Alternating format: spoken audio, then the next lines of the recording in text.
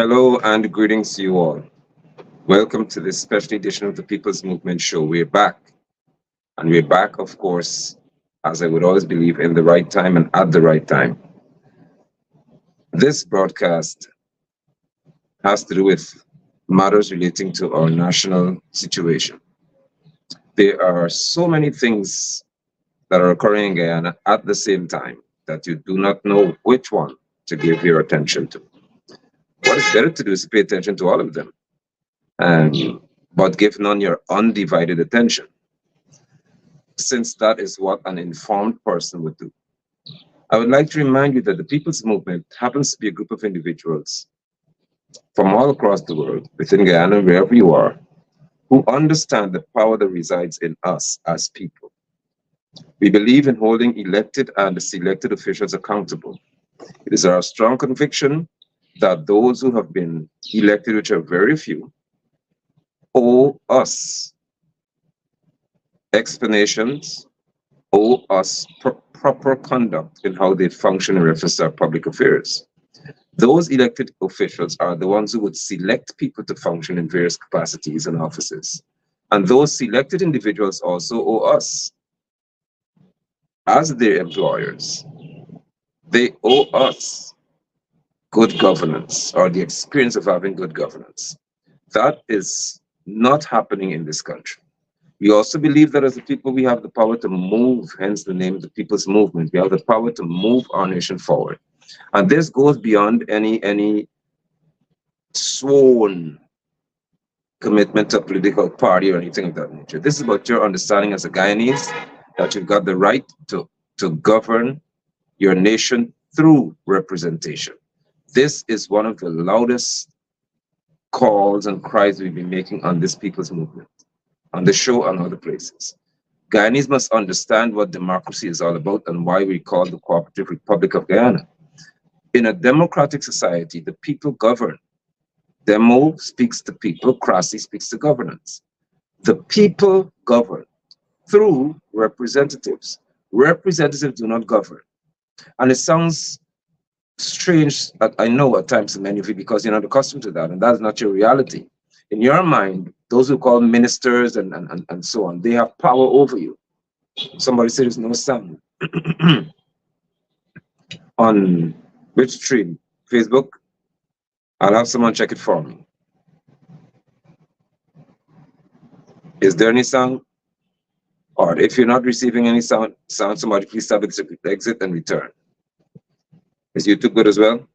All right, so please, okay, somebody say you can hear me on Facebook. Someone please take YouTube because we're streaming to YouTube as well. And while you're here, if you don't mind, you can, okay, I'm back. Thank you. What you can do is you can subscribe to my YouTube channel, hit the notification bell so you can know when I'm here. Okay, it's easier for me to stream live on both platforms instead of having to upload. This just works better. Okay, so we're back. Excellent. Thank you so much. So, as I was saying, even in the USA, where they say it's the greatest democracy, listen to me. Democracy speaks to people governing. I would like, if you have grasped nothing else, understand that, please. People govern. The term republic, Guyana is called the Cooperative Republic of Guyana. In a republic, it is people who rule the country. What has happened is that these criminals that we have for politicians in this country, most of them, they have for decades mastered the craft of making you think based on how they live and how the police treat them and how they protect them and so on. They make you believe that they have power over you. They do not have power over you. They have power through you, in that we empower them to function as our representatives. And so you can hear from the onset of this broadcast that the tone at this outset here, the tone of the People's Movement is all about making them accountable to us. And that's why they're so uncomfortable with how we function. They have to be accountable to us. It's not the case whereby I ask them for some favor or you're afraid to ask them questions, hence, or lest they victimize, which is the common word in this country. They victimize you, they can't victimize anybody. If we get together as a people and decide we're going to hold them accountable. There are so many things that are happening in our country so many developments. And Jenna is back. You'll see some other faces here. Theodore, I'm putting you on notice. And by the way, you don't have to be a member of the People's Movement. There's no party card here. We are people who have got conversations to be had. That's all there is. And we're going to talk. And if we decide as a people to listen, we need to be represented in the House of Assembly or wherever it is, then we do that too. That's what this is about. Because I'm sure that over the past few weeks, you've realized, even in what's happened to the PNC, that party membership and party cards have got some serious issues attached to them. All right. So we're here. Jinnah is here as well. So let us welcome Jinnah.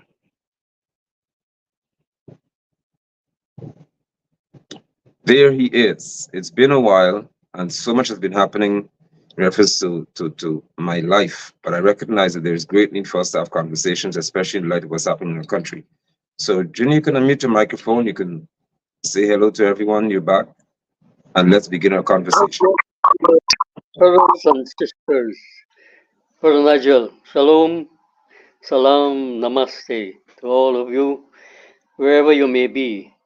We're back on show again. I recognize that our brother was having tremendous, he's always in trouble, or he's always making trouble. Wherever you put it, he's like me. Wherever you turn up, you find problems and you have to resolve them. So he has done a tremendous job, a man with a young family and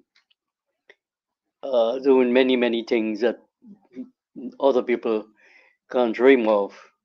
So we need to thank him for all the efforts that he has been making. And I'm sure that we're going to be able to have regular programs again. Wherever we might be, we're going to continue to bring other people on board and let them express their views. They don't have to agree with us, but we can find common areas of unity for the interest of our country. Well, thank you so much, my brother. And remember, you can mute your microphone because we always have these issues when you and I are here. I don't have this problem with anybody else but you. Jenna, so much has happened, as I said before. A lot has happened in Guyana and a lot is still happening here.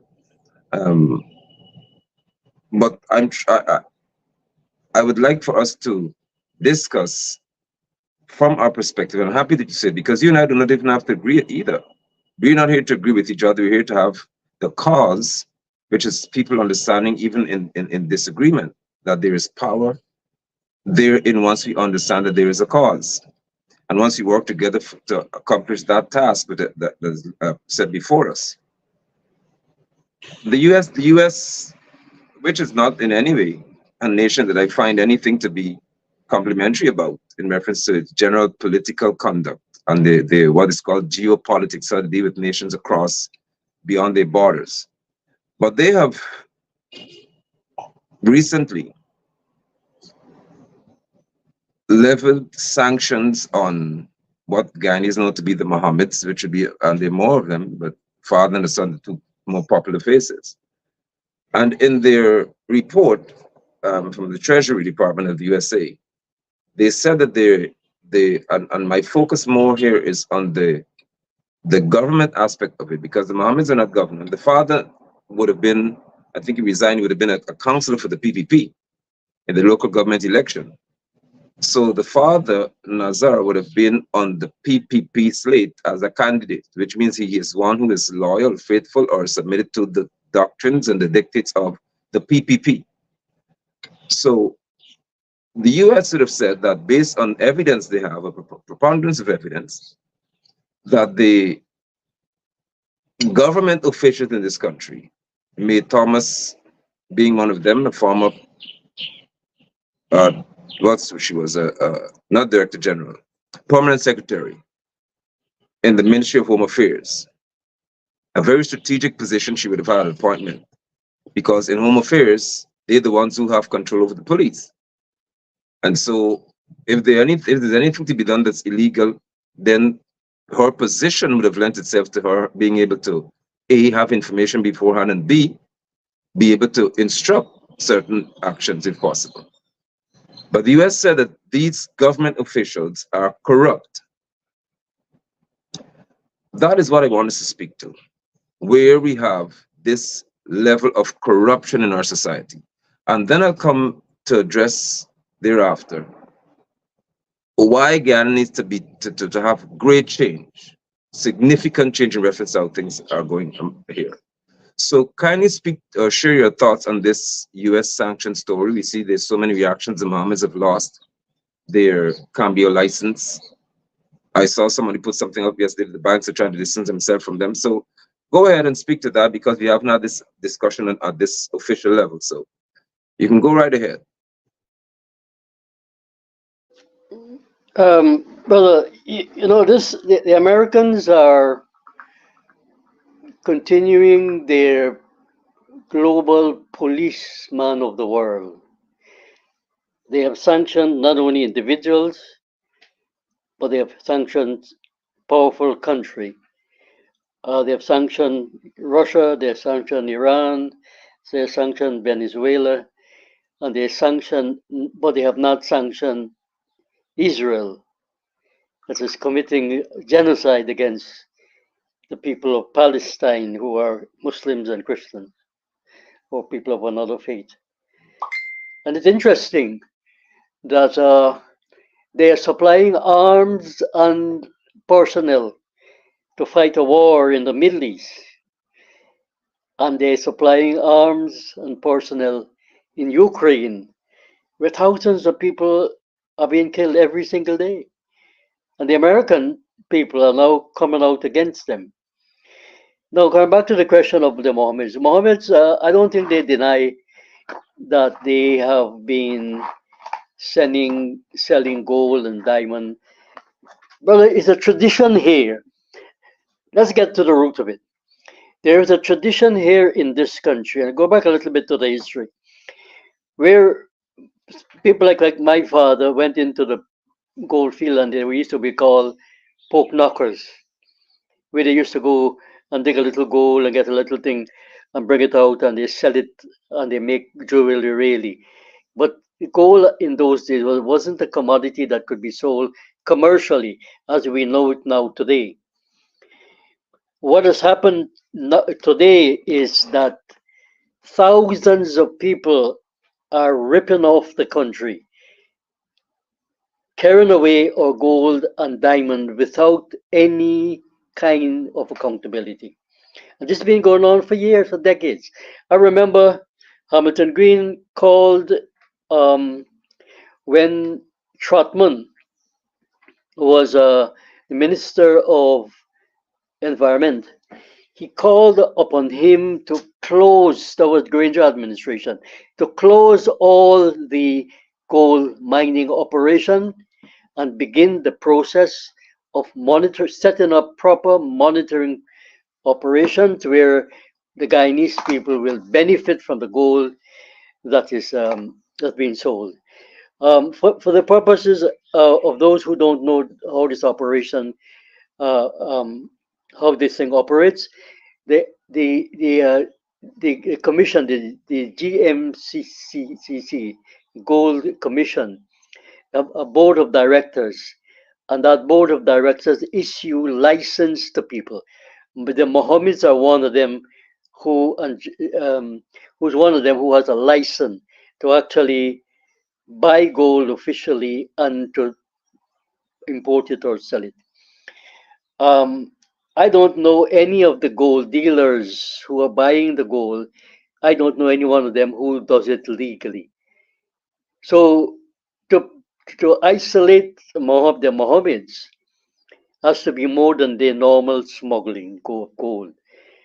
And fact of the matter is, they're doing it at a time when the Mohammeds have actually led more than 4 huge demonstrations against the war in Palestine. So there's where it is. They have taken the opportunity to clamp down on them without further consulting with the Guyana government. Guyana is a state of the United States of America. We are the 51st state of the United States of America. You all better believe that the Americans can do what they like. Our permanent secretary is traveling through just passing through United States of America. They grab her, took away her phone. She has diplomatic rights. Took away her phone, took away her passport, and then allow her to travel. Put a ban on her. She can't come back to the United States. She was going to China.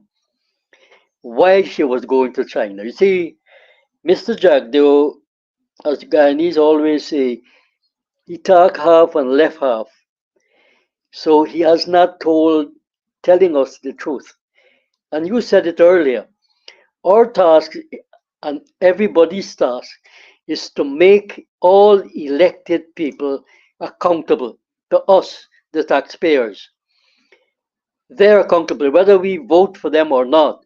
We pay tax and therefore we have the right to demand, not ask for, demand that they are accountable to us.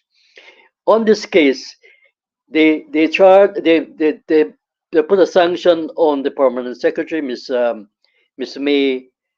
I don't remember her last name. May Thomas. Thomas. May Thomas. May Thomas was the permanent secretary for people who don't live in this country. She was the permanent secretary for the Ministry of Home Affairs. And when she was sanctioned, when she came back from China via United Kingdom, they transferred her to the Ministry of Social Security. And only after the Americans put the official sanction on her that Jagdeo removed her and saying that she was a good person, she's innocent, and therefore they will relieve her at this moment until further investigation. Now they're asking the American government to send them information. Imagine that. Think about it.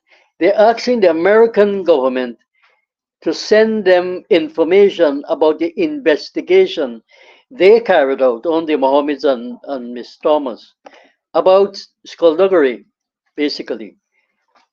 Now, how ridiculous that is that we here in this country haven't got the guts to carry out an investigation. In fact, it is shameful that the Americans have been investigating us and we don't know anything about it. We don't know what's going on in our own country. It shows the level of incompetence, mismanagement, and dotishness of these things.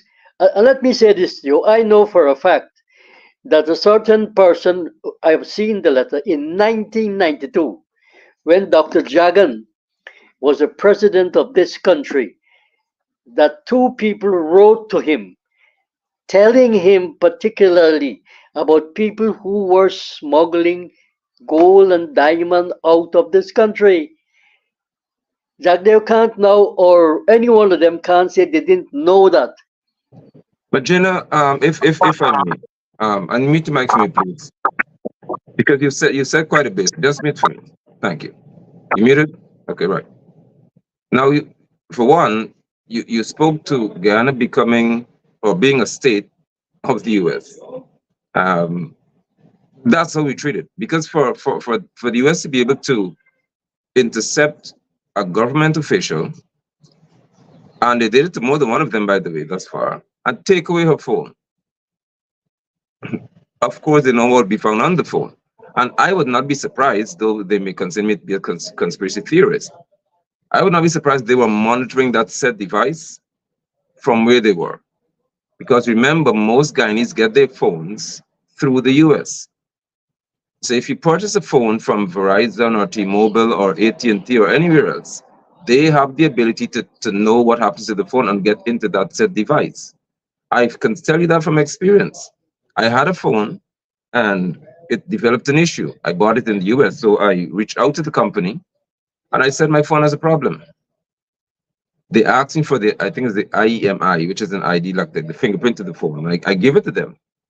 Do you know, my brother, this agent could have told me everything in terms of the technicians' uh, interaction with my device. They opened it here, they close it, then they try to unlock it. This one was rattling off to me what was happening to my phone. I thought about it, I said, well, if they can tell me this much about this phone, it means whatever was being done to my phone in Guyana, they were being fed that information back in the US. The phone has a fingerprint and a footprint. Now, further to that, when we go on social media platforms, Guyana doesn't own any social media platform. And we signed an agreement with the US. I think Granger did that. That Facebook, for example, is free to give information to what they call the government if they want to investigate any one of us for terrorism. So if Zuckerberg would have agreed to give information to the government of Guyana on you or me if they want it, based on going into our Facebook account, by the way, and giving them access to our Facebook account, what would they not have done to May Thomas? And it's my view that they took the device from her so she cannot read anything that they have on it, that they found. Now, further to that, Jenna, you're right. When the US would have said that they have information on the Mohammeds, and that's why I asked for you to focus on for me. They spoke to the government officials, plural, being corrupt, not an individual. They spoke to corruption at the governmental level in this country. That's what I want you to speak to, please. Where the US would have, through their investigation, and I know it to be so, they've seen that this country has got very corrupt government officials who would have been involved, based on their report, through the interaction with the Mohammeds. They've been involved through this agency and through May Thomas and other officials in allowing corruption to thrive in our society. We have to speak to this as a people because we did not employ government officials on either side of the political table to be corrupt. And it takes the people of Guyana to try them, not the US. And when we try them, it takes us to deal with them. You can go ahead, but speak to the government corruption part of it. I want to add a little more meat to what the Americans are doing. It was the Americans who actually got rid of, let's remind ourselves, they got rid of the last administration. Whether we like them or not, the last administration, and some of them are despicable, the fact of the matter is that the outside forces, the Americans, have been intervening in our politics, and they conspired to remove the Granger administration. Not only that they conspired to remove him, they also threatened him with his life. They were going to actually invade Guyana and remove Granger physically if he did not resign. That is why he quickly told the GCOM chairwoman, Singh, immediately after that threat. See, people seem to forget these things. And you have some idiots who live in the United States of America, Guyanese, who want to run our country from the United States of America. They don't do anything in the country where they live, in the United States of America or Canada, wherever they live. They don't do anything there to stop racism and discrimination against people who are affected there. But they're worried about what's going on here. It is the Americans that are causing this to happen. Because every time we try to elect a government of our choice, and that was a good government of our choice, because it was a coalition government. It brought together people of all different races, gender, age, and economic interests together. And that's another subject matter, but it failed to carry out the mandate of the people. But that's another discussion which I think we need to have, because the election is going to be next year. Who knows if they call the election in November this year, as they have done in France, as they have done in the United Kingdom. Because They're following the dictates of these people. These guys are puppets of American and European imperialism. That's what they are. And call it whatever name you want to call it.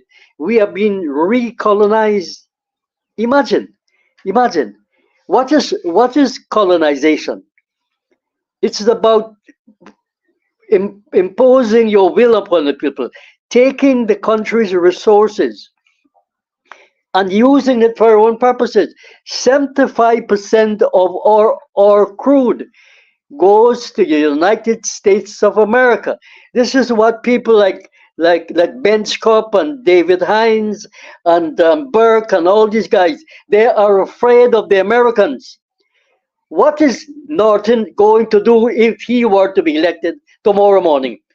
He has no program. The most depressed section of our community, and I've said it many times all around the place, is the Guyanese of African descent and the Amerindian people. They're the most depressed section of our society. And when they're given things, people say it's discrimination. How could it be? You have to lift those at the lowest level in society because of the historical past. Shouting racism is not going to solve the problem. Look, you have probably more ministers in this government that are of other races. And so it's a class society. What we have is an administration that doing the dirty work of the United States of America and the Europeans. And it doesn't matter whoever they put on top of window dressing, whether Egel, Ben, I mean, call the names. The guy who's in the foreign ministry. The guy who's in the foreign ministry, brother, he doesn't run that ministry. It's run by Prasad. Robert Prasad, right? Yeah, he runs that ministry. You look around. I went to see Ben over a matter to do with a Venezuelan fellow who's in prison. And I spoke to him, and that was the same week. I spoke to him about, I got the opportunity, and I spoke to him about the non-functioning of the police. And he agreed with me. They can't, these guys, they have no control over what is where they place them. The man was clearly frustrated because he has no powers over the police. Who's appointed the guy who's supposed to resign as the police commissioner? Who still have him there? Not Jagdeo. Yeah, he can is supposed to retire a long time ago. After he's not even Exactly. he's not been there for he did for a very long time ago. Brother, he retired and they brought him back. And you have highly professional policemen like Assistant Commissioner Williams, who did many courses and highly qualified young fellow, but they marginalize him because he's a professional and he's not going to take political orders. That's where we're at the moment. Let's don't hide it under the carpet. The truth has got to be. Yeah, and you can mute for me, please, Jenna. The truth, the whole truth and nothing but the truth is that Guyana is controlled by the US. I mean that if there's any guy who doesn't want to deal with that, or admit to it, I don't know what's wrong with them. And we're not just controlled by the US, we're controlled by so many other nations as well, the UK being one of them too. And they call the shots. They decide on what we would have, what we shouldn't have. They haven't sanctioned ExxonMobil for what Exxon is doing to us. The US is talking a lot about what they call this existential threat that poses to humanity and all the rest of it. But still, Exxon is flaring at a ridiculous rate, and they haven't sanctioned Exxon to say, well, you flaring and it's going to affect people in the Caribbean and cause Guyanese to suffer. They're not doing that. But I really want you to address the corruption at the government level. There's a third matter to address because there's a deep reason behind this, Jinnah. The PPP recognize that the government officials are corrupt. As comes to dealing with the corruption is at the highest level of this administration. Every single one of them. You cannot exclude nobody from the cabinet to the permanent secretaries. How is it that May Thomas was involved with all of these things that the Americans are accusing her for. And you're telling me that Jagdeo doesn't know about that? He said he spoke to her, but he didn't ask her these questions when he was asked, what did she tell you? Oh, you didn't question her. Jagdeo questions a child. And he's telling you that somebody who has been, who went to the United States, had a diplomatic passport, her phone was taken away. She then left to go to China. You see, we can talk, there's so much to talk about, Comrade. Look, the fact of the matter is she went to China to negotiate the selling of gold to China, because the broader picture is this, is that the American dollar is in crisis. And BRICS, this new economic order that consists of Brazil, Russia, China, South Africa, and India. You have 50 countries now that have applied to join BRICS, and they have agreed to dump the US dollar. So those of you who have got US dollar and saving it up, you might as well go and buy gold and keep it, because that will be the future. They've already agreed that when you're buying things from different countries, to use your own currency. We've got to educate ourselves on what is going on in the world. We cannot isolate and inoculate ourselves for what is going on. It is happening. The fact is that the Americans are saying that this country is corrupt. It is true. We know that. Everybody knows that. There are all aspects of life in this country. It is corrupt, immoral, and illegal activities going on every single day, every moment of the day. We can go into great details. Some of it we can't even talk about, because I mean, you have to give the evidence of it. The cybercrime and stuff. You can meet for me. So let me yeah, just me. So viewers, thank you for here. We're discussing matters relating to Guyana and our well-being. But I'm about to, as they would say, throw the cat among the pigeons. I'm seeing some pigeons across from me here. So listen, Jenna, here is what amazes me about, and that's why I consider Guyana and most societies to be extremely corrupt people. The culture of our nation is corrupt. Our constitution lends itself to corruption for the greater part. The way we treat with elected officials and systems in this country is as though we have, as a people, we've been weakened, and this is a global effect. We've been weakened to the point where by whatever people put in front of you, you accept and you just live with it. And I and others, and here at the People's Movement, we want Guyanese to understand the potency of people are writing to say, we do not agree with this, and we're not going to accept it. Listen to this, Jenna. The US said the Mohammeds are corrupt. They said they've been found to have evaded over close to $100+ billion in taxes and so on. Okay. Now, the Bank of Guyana suspended their cambio license. So they cannot buy or sell US. I think US has now skyrocketed to 260 something, 265 or so to 1. Just because of one person being sanctioned. One person. One person. The US dollar in Guyana has risen to 265 for 1. Because I believe that Mohammed's Muslim brothers and so on will hold their currency, the cambio dealers, and they wouldn't give anybody any money. So they're going to create an issue in the country. People got scared, and Jaggi, of course, is I believe having mental diarrhea. Just the thought will happen to him. But here's my point, Jinnah. I have not seen the GRA, the Guyana Revenue Authority, issue a statement to say we were not going to take taxes from the Mohammeds because they're corrupt, and we're not going to receive any taxes from them because we don't want to do business with the Mohammeds. It sounds crazy to some of you all, but how is it possible for the Guyana Revenue Authority to continue to take money from these people, but they can't have a cambio license to do business? They goal operations to some extent. People are saying that the banks are threatening to close their accounts or whatever. But everybody's timid, it's scared. They don't want to do business with Mohammed because of sanction. How is it that the GRA, it may sound outlandish, is still going to continue to do business with people who the US have sanctioned? So it's okay for the Guyana Revenue Authority governed by the government, by the way, it's okay for them to take the Mohammed's money as taxes being paid. That's fine. But the Mohammeds are not free to do business in the same society in which they function. How is that considered to be acceptable?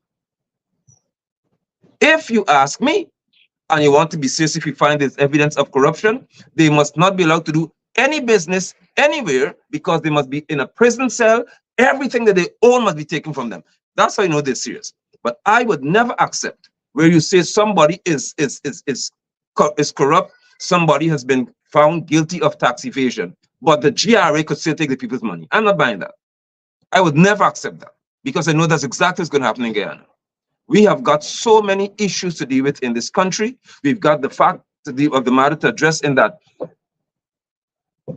if you have a permanent secretary who's a political appointee, permanent secretaries don't appoint themselves in Guyana. They have to be appointed by someone. If they're appointed by someone to function in a particular capacity, then it means that the PPP would have put May Thomas in that exact position for a reason. And they've discovered, the US said, that she's involved in great corruption. The people with whom she shared this corrupt practice, according to the US report, are still going to be allowed to do business with the government of Guyana. If you pay taxes to the GRA, Guyanese brothers and sisters, you are doing business with what is called the government of Guyana. You're doing business with the state. If you pay your taxes to the GRA, you are doing business with the state. How could the Bank of Guyana therefore take away their license to do business in terms of getting US currency from Guyanese? But they're allowed to do business with the state still. What game are we playing? It sounds far-reaching, it sounds far-fetched, it sounds insane, but it's a reality that we have to deal with, Jinnah. They are still allowed to do business with the state. You can go ahead. See, the situation is very complex and complicated, and that's why we have to, deal with it bit by bit so that people have an understanding. Because all of us are affected, as you just explained, by what is happening. And you can't exclude the politics. The politics is the center of it, because politics controls economics. Politics controls economics. So our country, we have a crisis. We have an economic crisis in the country. We have a social crisis. Read today's Starbuck News. In your area in Linden, a woman gave an interview about the way in which they're suffering and they don't have money and the things in life of the cost of living has gone up. So the truth of the matter is that we have a society where the rich are getting richer and the poor are getting poorer. And we have to realize and we have to ask ourselves the question why that is happening. Now you asked me to talk about corruption, but brother, that corruption is not only about money, stealing money. It's about bribery. It's about prostitution. It's about women have to go low levels to get a job or to eke out a living for their children, because we have a crisis. We have a moral, social crisis in this country, where we have a lot of women who consider themselves as single mothers because they don't live with a man or they don't have a relationship with it. I don't know if you've experienced this yourself. It is a serious problem. Somebody, a Venezuelan woman, want to break down my gate to come. She got 5 children. The husband gone away, left she to come to ask me for food. I mean, I get that all the time. Anywhere I go, I beggars on the street, people stopping you. They want even a bottle of water. Yeah, that's true. So Jenna, if you have another device, maybe you can mute that one because I'm sure there's a feedback coming from somewhere.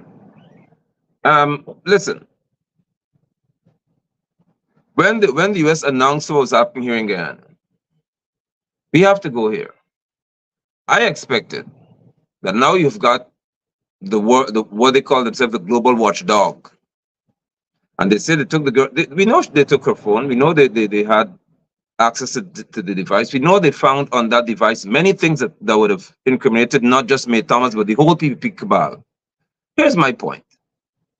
I expected Aubrey Norton then and the official opposition to say, no, now we have y'all where we want y'all, and now we're going to cause this entire state to be shut down, and there's going to be a response, because obviously if the USA, the officials in the government are corrupt, and the opposition takes to the streets and begins to what Jagdeo said, make the country ungovernable, the US will support them, because the US already has what they want, which is evidence now that they can control Guyana's political affairs. The US didn't take May Thomas's phone just to find out about the Mohammeds. They want to have information on the PPP Civic so that they can control our political affairs. Bottom line, when I saw that there was absolutely no response of merit from the opposition, I understood then that even the opposition, and they'll be mad at me now, you are corrupt too. Not that you take, I don't know if you take bribes from anybody, but the fact that you could not respond to such a crisis in a manner that would give Guyanese confidence that you're not accepting corruption speaks a lot to what's happening. All right? This has to be addressed. If you get the backing, because the PPP got the support of the USA to kick Granger out. Now, how could it be that when the USA said we have a preponderance of evidence that government officials are corrupt, and they highlighted it now in getting contracts, which we talk about, the people are specific, certain contracts you can get because of this corruption, and the opposition did nothing, it tells me, Jenna, that they're corrupt. Because if you are not corrupt, meaning you're compromised, you have got some secret that the US has for you. And the most unfortunate truth in Guyana is this: many of those in the opposition don't want to lose their visa. Imagine that, Guyanese. They want to lead you, but they don't want to lose their US visa. They want the right to go to the US. Can you imagine that? That is what keeps many of them faithful to the US. If you speak against Massa, then you can't come here. When we are the wealthiest nation in the world per person, if you count how many people we have here and how much wealth we have. Speak to the opposition's response to the Mohammed situation and government corruption, please. I don't think we have an opposition in this country, to be honest with you.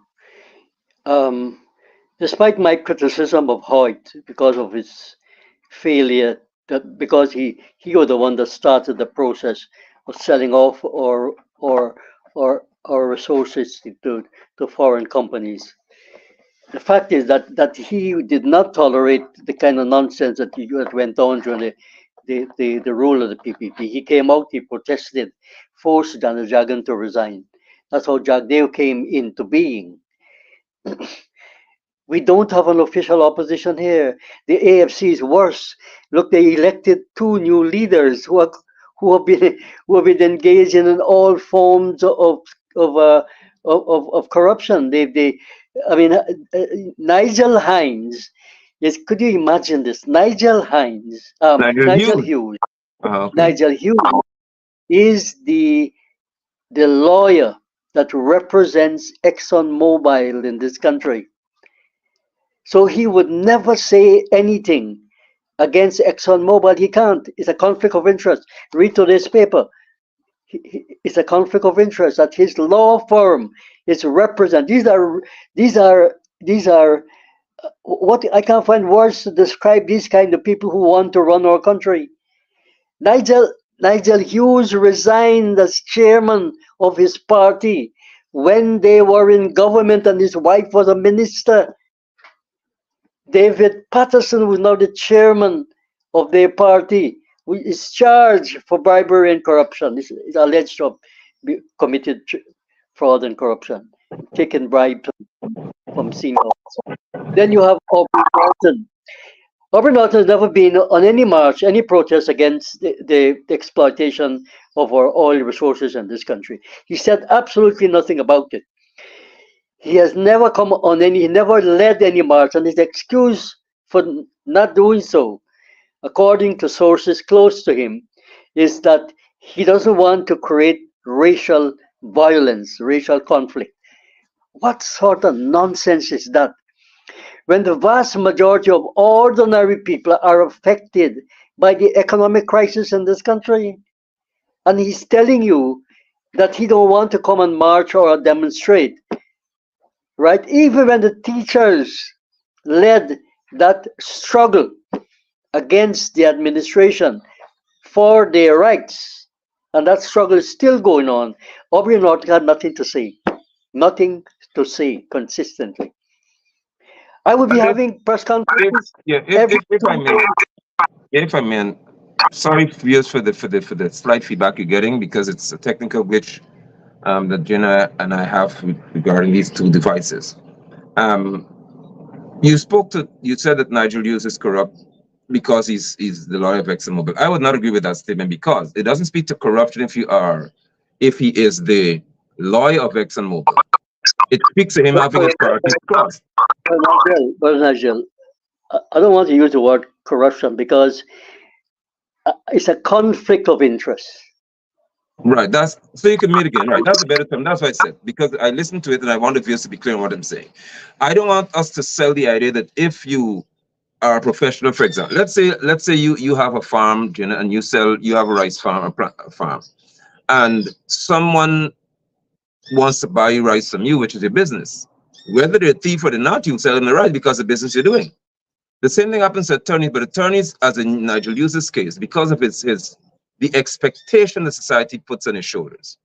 And Nigel and I are not enemies in any way. I don't agree with everything he does, and he knows that. We are very, very okay, respectful, respectable, and he understands, and that's what I value. He understands, and I do on his as well, that I have a right to be an independent thinker. So, with the case of Nigel Darnell, for example, Nigel, and we share the first name, he knows I was, and still I'm extremely upset that he represented Darnell. I remain upset about that, but it doesn't say that as a businessman he cannot do business. But he should understand, as I said, that his plight is that he represents so many people, and now added to that, to the mix of whom he represents, would be the likes of maybe ExxonMobil, as you said, or Dharamlal or somebody else, and it puts him in a very, very strange position. What I would say is this: Nigel Hughes is elected to be the leader of the AFC. Here's my point that I would like AFC and everyone to pay attention to. If Nigel Hughes can say that in the interest of his nation, he is going to relieve himself of this responsibility with ExxonMobil and challenge them to give Guyana what is rightfully theirs, he would be, in my view, more than likely elected the next day to be president of this country. If he just doesn't say, listen, because I love Guyana so much, I am going to walk away from this ExxonMobil arrangement. The law firm, other lawyers, you all can take it, but because of my position, you say, I'll walk away from this and I'll fight Exxon tooth and nail internationally to give Guyana what's rightfully theirs. Let us see if he would do that. Because ideally, as their attorney, if he is, he cannot fight them. Nobody with sense to do that. So is he willing to walk away? I would give him a chance to prove that to us. Now, Patterson's situation you spoke about, Patterson was accused of receiving gifts, a gold bracelet, I think it is, from someone. Jenna, what has the PPP cabinet ministers not received? Gold bracelet? If Patterson got a bracelet, I would like to suggest that all PPP cabinet ministers, you all take a bracelet. Because it was $500,000, I think it is. Take that. Because what these creatures are getting now, there is talk in certain circles that they have to get at least 15% of any contract issued. That's their payback. At least 15%. Look, we have situations whereby people are given contracts. The Cemetery Road one, I think that's one case. He failed to complete it in a timely manner, and now we got another one. You've got people who, like Critic, and Critic aren't enemies either, but it's fact is the fact. Critic, we know that the Public Procurement Commission had an issue with how could this man have $800+ million worth of contract and never prove his ability to even garner that ability to do it. Now he has one for $600 million. So if Patterson, and I'm not defending corruption, I'm not speaking my mind here. If all Patterson got and Jagdeo and Nandalal talk about it was a gold bracelet, for heaven's sake, give all the PPP cabinet ministers a gold bracelet and don't let them get anything else. Because their level of thievery is way beyond a gold bracelet. You can go ahead, Jin. Well, Nigel, we're not discussing the the amount that's been stolen, the level of corruption. I think the reasons why these guys, their names are being called is because they they are putting up themselves. You and I have not put up ourselves to be prime minister or president or whatever. Our task is to get them who get themselves elected to be straight and narrow and don't get themselves involved in any form of corruption, nepotism, or any form of discrimination. That is what I'm talking about. If they were not politicians, if they weren't putting themselves up, then we wouldn't have to be discussing them, because they were just ordinary people engaging in corruption, trying to get rich and all that kind of stuff, like thousands and thousands and thousands of them. They there's no doubt at all that the level of corruption in this country has never been seen in our country before. That's true. It's undeniable. Look, I sent out last week the road at Parika, the main road, the highway. I sent out a video of the state of that road, and I sent it to Ejel. And then I called him and he answered. And he asked who it is, and I told him who I was. I live at Parika, so. And I told and I explained to him what has happened. And I was surprised that 2 days after, believe me, in fact, the moment I spoke to him, credit to him, he one of his senior officers called me and said to me that the minister asked him to call me in relation to that road. 2 days after, I went down to Parika, they dug out that whole several parts of it. And today they are now putting on the final thing, the asphalt. This morning I went there. Now, the important point I want to make about that is this, is that the people who are now, the contractors who are now repairing the road, the engineer for that contracting firm he showed me how the people who prepared that road months ago, not years ago, months ago, he showed me how they didn't put the necessary material, including stone. He showed me, and I took photograph of it, video of it, which I intend to send to Mr. Agel. And the reason why I'm mentioning this, Brother Nigel, is that like you and me, we highlight these things for them to correct it and to stop it happening. And if I and other brothers and sisters who are listening here, you have a phone, you can do the same thing. Get involved, get active. You don't have to be an elected person to do things for people, but you can expose what is happening even in your own community. Get a video, send it around the place, put it on Facebook. We have the best opportunity that human beings have ever had, because we have empowered ourselves through social media. It could be used for all kinds of reasons. People, sending video, pornography and all kind of thing. But you can use it effectively, as you and I do, as we're doing now, to educate, inform, empower people. So when it comes to, we're discussing Nigel Hughes because he's put himself up wanting to be the presidential candidate. And here is the politics.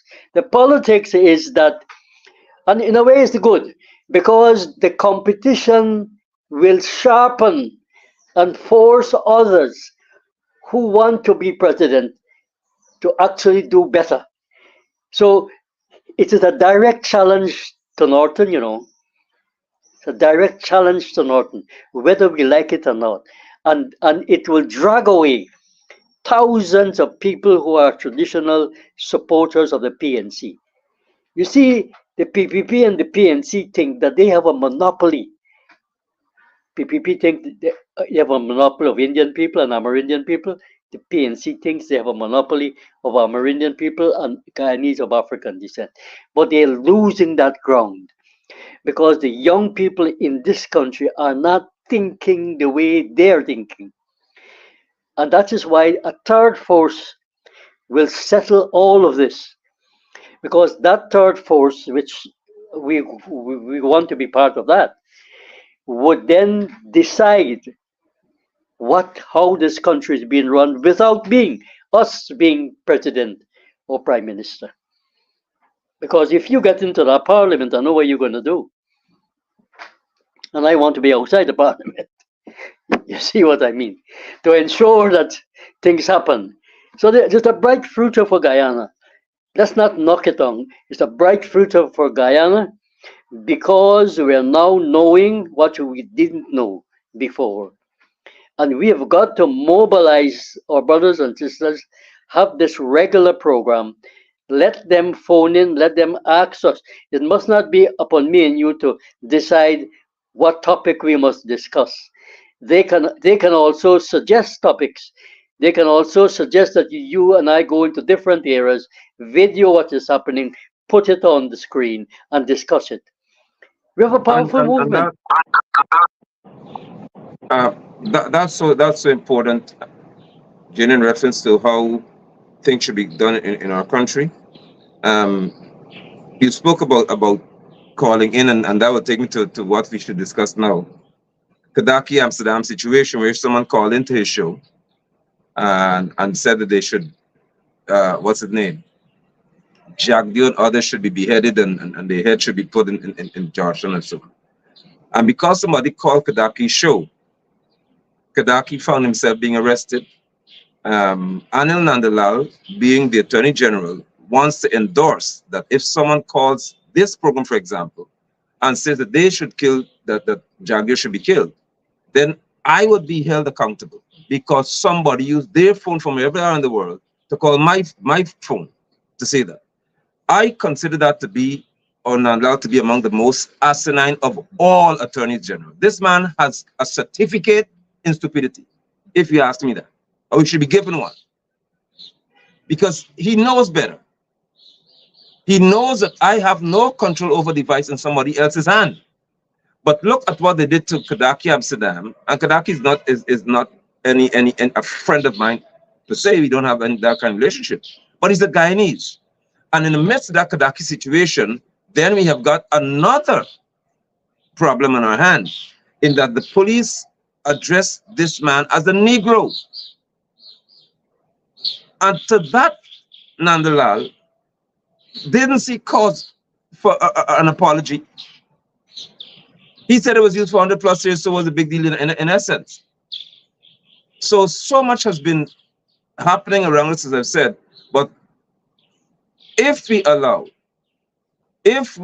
allow this situation to prolong in this country, we'll have a major problem.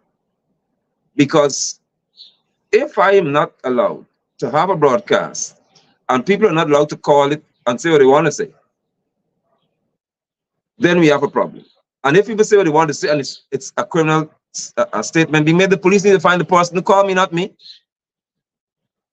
So you can speak to the Kadaki situation if you like, but it just triggered when you said it. I've written about Gaddafi and Tacoma, and I said that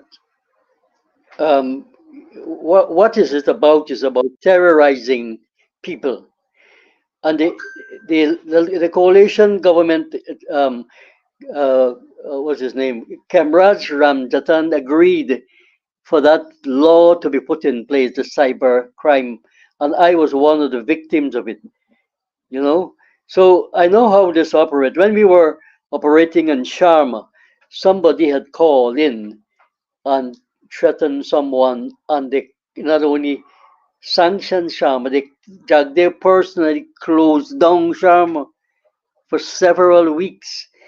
Sharma has been closed down for many times because they didn't like what he was saying, what people were saying on the. You see, we have to understand it this way, Brother Nigel. There is a ruling elite in this country, and they're comprised of Indian, Afro-Guyanese, Portuguese Guyanese. So it's a class society. And what is happening is that unless people begin to understand and unite, the ordinary people unite against this elite that is ruling this country, we're not going to get anywhere, because what they're doing is setting one race group or religious group against each other so that they can actually continue their rule and continue to exploit us. That's what is happening. And we have to begin to start to educate our people and get them to understand that it is not about racial or religious discrimination. It's that the ruling elite are dividing and ruling us. And we must get that very clear. It doesn't stop us, you and I, from having different understanding of different subject matter. Like we just had a difference of opinion just now in relation to Nigel Hughes. I believe Nigel Hughes, I know him fairly well. I don't have much, because of my personal experience with him and with other people, I don't have much, what you call, respect for him to be a leader. He might be a good lawyer in court, all right, and I think that's what he should be continued to doing, because there are thousands and thousands of brothers and sisters who are in the lockups, and they should not be there. They should be serving if they commit any error or crime or whatever. We should find ways and means of letting them do community work. And we should not be feeding anybody in jail. No, we shouldn't be doing that. We should. Nigel Hughes has the capacity as a lawyer to be creative, to make in modern society, make new legislation. You just talk about Nandalal. I have no respect for Nandalal. In fact, I would respect more in comparison Nigel Hughes than Nandalal. I can't talk on this program what I think about Nandalal, because it'd be, you know, I'm so upset with him. But I can say to you that Dr. Fenton Ramsahoy said to me on a number of occasions that this is a man of no character. So when Dr. Fenton Ramsahoy say something like that about a lead, supposed to be a leading attorney in our country, to say he has no character, and I can't go into detail to say why he said that. Nandalal walked away with books belonging to our country, charged for it. He appealed against it, and the court said there's enough evidence for the case to be tried. They stood at the elections, him and Irfan Ali, not wanting to clear their names, but then became what they are, and the DPP just removed the charges. I don't know whether those charges can be reinstated when they're out of office. They should be. That's the level on which we have. And this is being condoned by the United States of America. So all those people who are praising the United States of America, they are our enemy, number one, because they can pick and choose who should be running our country. That's the problem we have, brother. Let me just speak to that, or interject to this point, Jenna. That's why I said when I began the program, I asked you 3 times to speak to government corruption that the U.S. would have highlighted based on this Mohammed situation, because the U.S. in 2024, according to Gregory Calendar, said Guyana has corrupt officials. And in reference to the Mohammeds and their dealings, Guyana's officials are corrupt, they allowed his family to get contracts and so on, and that's what the U.S. said. I am asking, where was the same U.S., where are y'all, when Irfan Ali would have been facing 19, not 9, not 10, 19 fraud charges that the court said he should be answerable to? What does that mean? Irfan had to answer to the people of Guyana. That's what the court is saying, that he was a public official. According to the court and according to the charges laid against him, he, in his office, would have committed criminal offenses, 19 of them. Where was the U.S.? Is it not corrupt for the DPP to have the liberty to say a man who has 19 fraud charges level against him. Yeah, we just discontinue that because he's president. We don't inconvenience him to have to go to court. So it's okay. Whatever you do before you turn president, once you get elected or you put there, forget it. No problem.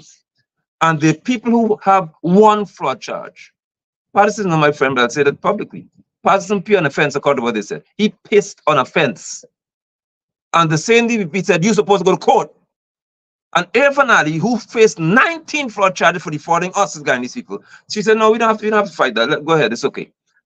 Nandalal likewise, Ashley Singh likewise. There's so many of them who, once the PPP got into what they call power office, suddenly she decides as an individual, no, we don't have to pursue this anymore. You all are free to go. The US has not spoken to that even once about that degree of injustice. We have a constitutional issue. The Constitution must not be what it is. Guyana can never move forward even by an inch with this Constitution, because this Constitution was designed to protect, for the greater part, the executive president and corrupt politicians. Because there is no way that you can tell me that anybody can defraud the state of so many things, and just because you get elected, you're free to go. I am not buying that. That has to change like yesterday. Further to that, where was the same US when Blinken came here, the Secretary of State, and according to our law, the prayer stood in Parliament to read and to present. It states that if a female, especially a minor, complains about being sexually molested in any way, even if you touch them or you suggest that they should do something to you, you must immediately be charged. Dharmlal, the little girl, said, a counter allegation that he raped and bugged her.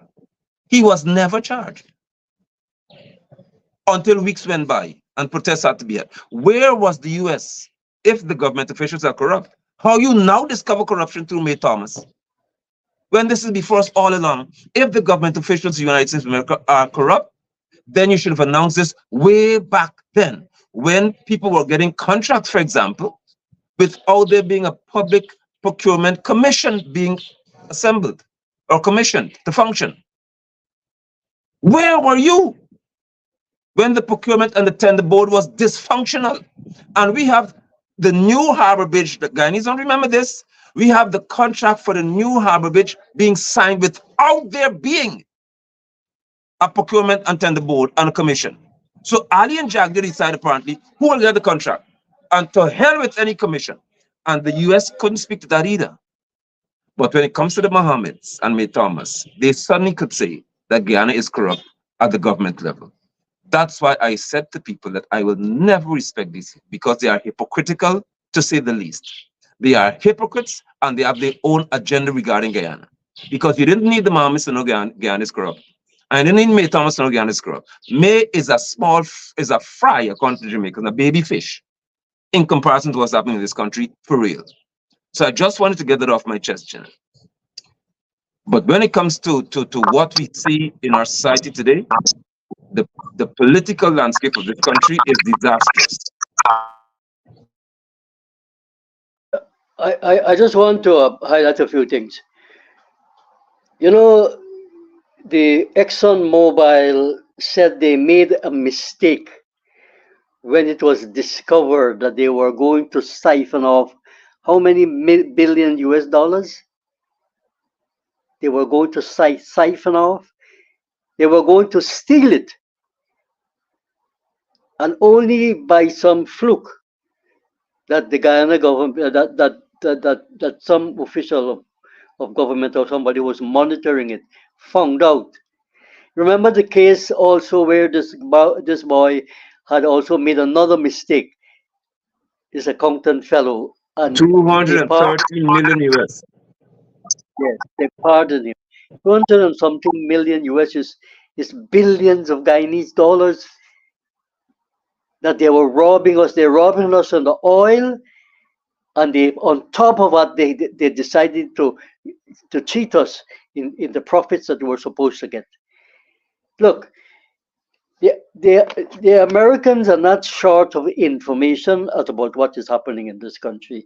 You remember when they came and they captured Roger Khan. They took him to the United States of America. Let me remind people. And he plead bargain. When somebody plead bargain, for people who don't understand, you have to give them that level of information for them to actually accept the plea bargain. Roger Khan should have been in jail for life for all the things, the crimes he had committed. When Granger came to office, the Americans were willing to give him all that information that they gave to Roger Khan. Granger didn't follow it up. Granger had he commissioned 51 forensic audits. I saw them at Jaipal Sharma's office. And I published something recently, and he wrote to me in private, telling me what questions I should ask him, because he became very frustrated. So Basil Williams, and Kemraj Ramjatan. You see, this is where the problem I have with these politicians. How could these kind of characters put themselves up as leaders? And when they're there, instead of serving the people, they're looking for opportunities to have sex with women, to get bribe and corruption and give their friends and family contracts and opportunities and jobs and so on. This is what is happened. The entire society is morally corrupt, financially corrupt. That's what we're dealing with. So where are you going to turn to get good leaders? Where are you going to turn? You have to get them from among the ordinary people. Hubert Nathaniel Kitchell was an ordinary guy. He became one of our heroes. He didn't go to university. He was probably secondary school.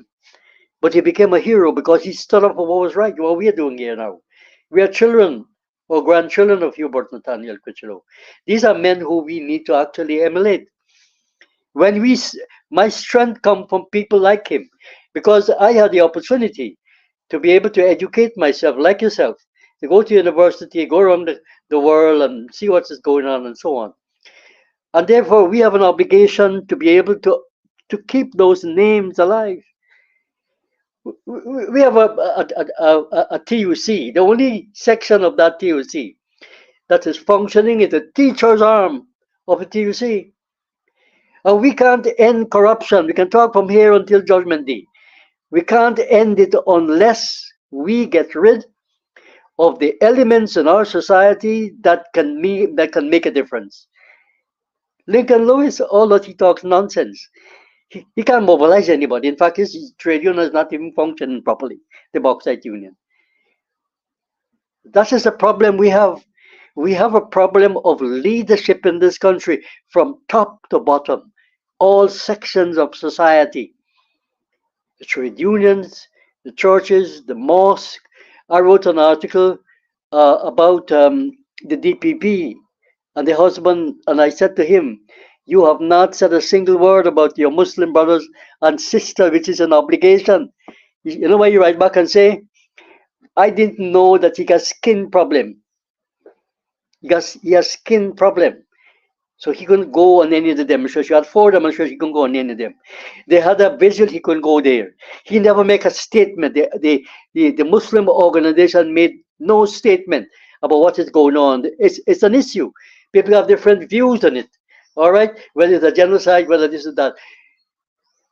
What is going on in the world today, in Ukraine, in Afghanistan, in Africa.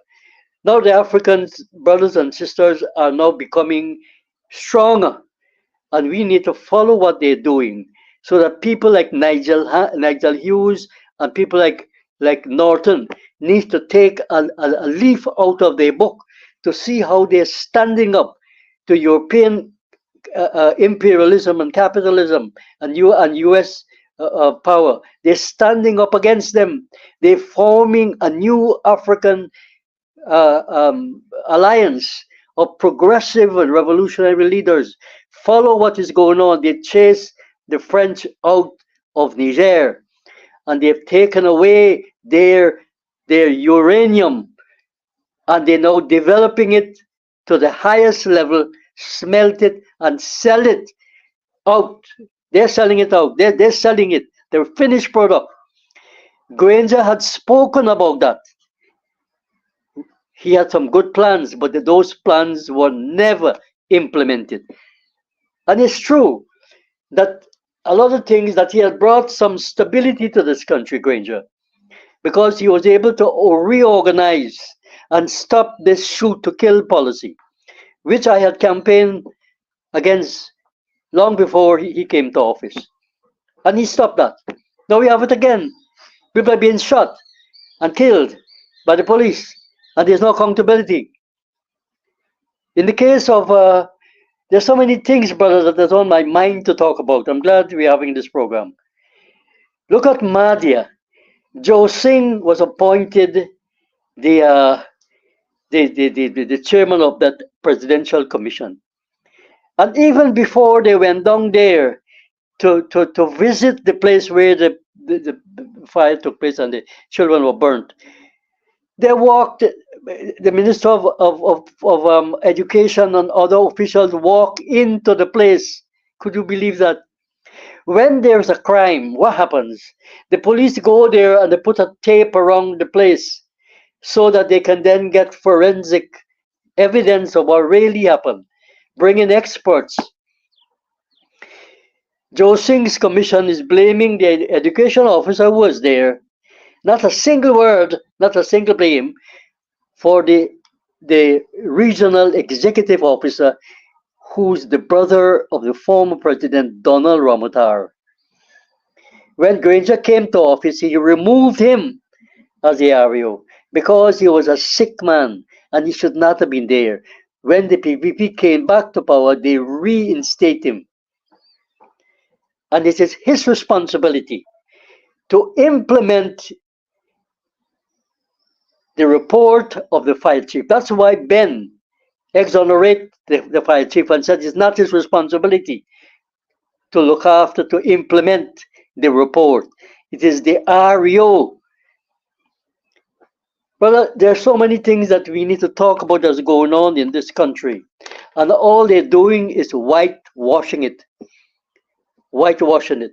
The Jagdeer's regular Thursday press conference is a cover-up for all the nonsense that he's doing. But listen to this. There's come a point where the Americans are going to land. You see where he built his house at Sprinkler at that place down there? They're going to land their helicopter right there, pick him up and carry him. Don't be surprised. I would not be surprised. Thank you, Jinnah. I would by no means be surprised, and there's so much to be said and so much to be done, but we have restarted or reignited the fire that I know would have been burning within us for so long. So what I would do is, of course, advocate, as I said, strongly for us to have other persons that would be here, even those. I'll invite Nigel Hughes and others to have discussions with us if he's so inclined. Because I believe that anyone who is a potential leader of the country owes it to the people of the country to say what you intend to do about matters that concern them. Venezuelans are acquiring land here, as people reported. Guyanese have their land bulldozed. Venezuelans are, in that time I think I saw a report, Rupununi people are living in what they call the plastic city. Lands owned by Guyanese. Guyanese can have the land to farm, because Venezuelans are living in it. PPP is building restroom facilities and stuff for them. And a lot is happening in our country, Jenna, that requires an unemotional response.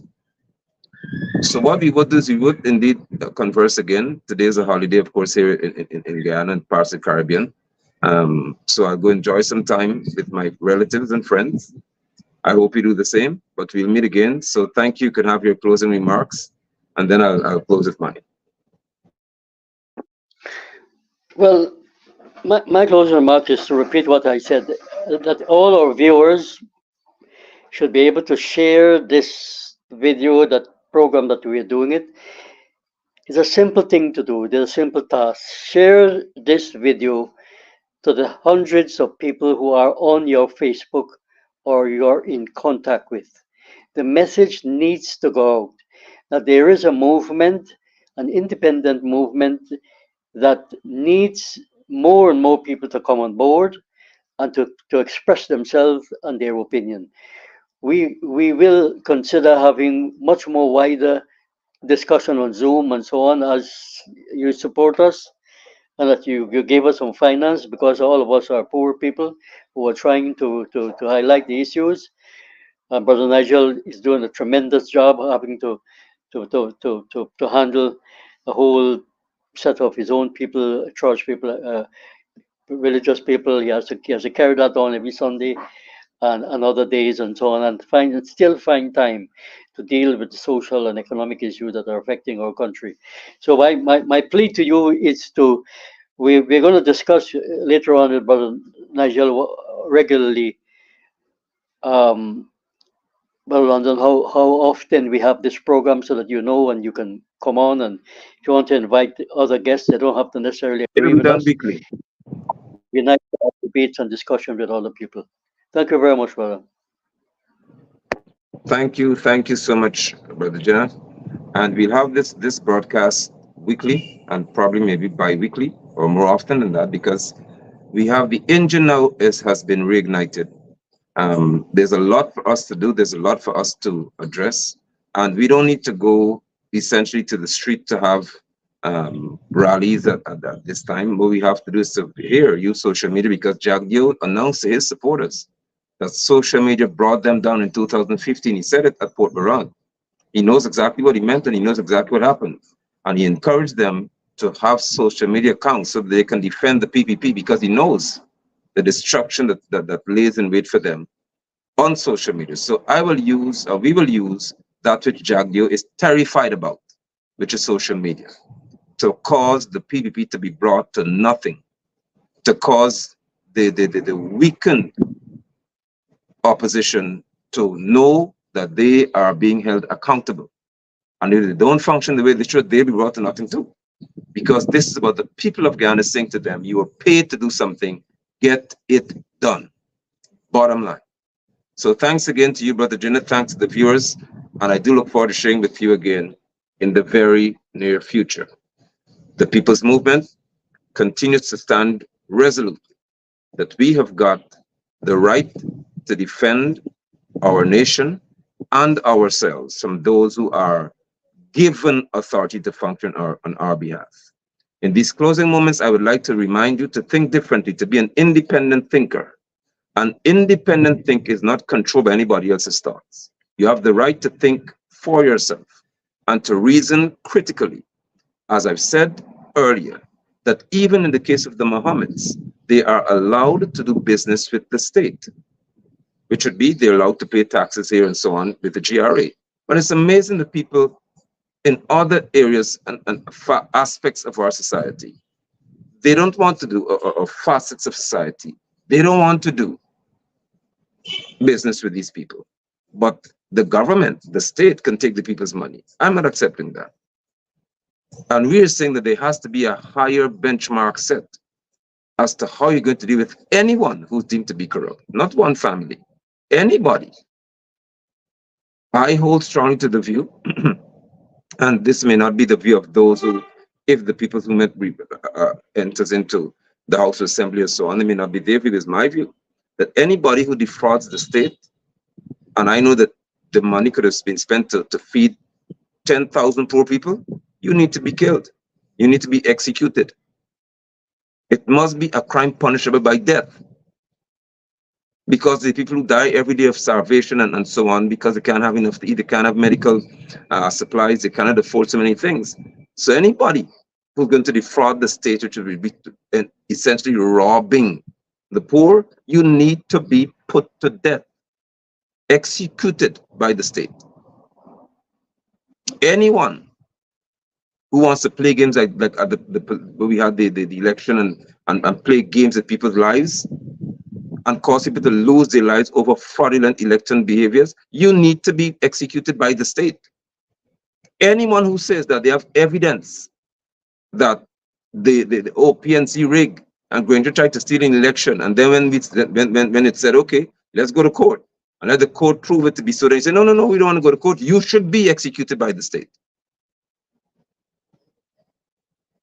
Many of you would not want to live in a different Guyana, because in a different Guyana, our constitution must be so seriously framed that people's life must be on the line when it comes to playing the fool in this country. Guyana has suffered at the hand of 65 other people. We have a parliament of 65 seats, where 66 being the president being out of it. But in the parliament, 65 and the president of this country, these 66, more often than not, criminals, enjoy benefits on the backs of Guyanese. And when it's time to act on our behalf, they suddenly want to be lords and gods over us. The state, not individuals, the nation's people, the nation itself, through the court of law, must sentence you all to death. Any politician who's found to pull strings to give somebody a contract, and then you get your 15% cut back, or if it's proven that you have anything to do with anyone getting a contract and the state losing, your house will go, your son's house will go, your cars will go, your wife's cars will go. We'll take everything from you and then put you to go work in the field as a laborer. That's the kind of reform I want in this country. I know what some of you weak wimps who are out there would say, I'm a dictator. He's dictatorial because you don't like propriety. Look at Africa's birth, Jenna said. Africa has changed. Africa has changed. Akil Balam have changed, and they said, you are not going to have your way with us anymore. These are my convictions. And they remain true. They will not change. Do well.